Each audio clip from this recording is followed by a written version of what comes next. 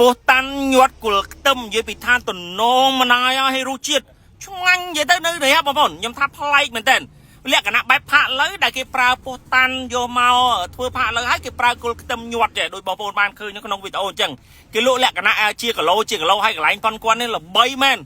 លក់ដាច់ចង់ខ្ជិលគេហើយបើនិយាយពីលក់ឲ្យអ្នកដែលមកទិញ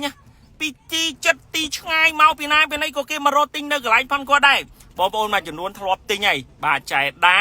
ដែលគាត់លក់ជាមួយនឹងបាទផាក់លើហើយនៅកន្លែងប៉ុនគាត់មកតូបអញ្ចឹងគាត់ថាមានគ្រឿងច្រើនលក្ខណៈដូច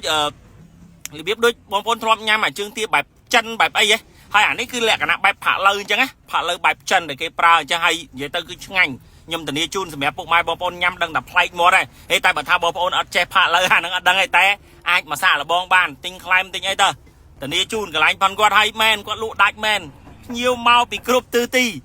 ម៉ួយហ្នឹងមកពីណាបណ្ដៃគេធ្វើតាម TikTok ប៉ុនគាត់ព្រោះ TikTok ប៉ុនគាត់ល្បីមិនថាល្បីមិនគាត់ថាយើងអូទៅឃើញប៉ុនគាត់បនួយប៉ុនគាត់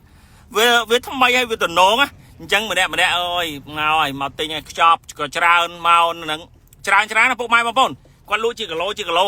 អញ្ចឹងសម្រាប់ពុកម៉ែបងប្អូនដែលនិយមចូលចិត្តញ៉ាំជាលក្ខណៈផាក់លើខ្ញុំណែនាំសម្រាប់ផាក់លើ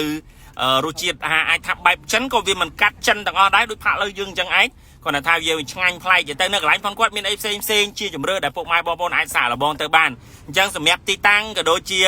លំអិតនៅកន្លែងផងគាត់មើលខាងក្រោមខមមិនអរគុណច្រើនបាយបាយ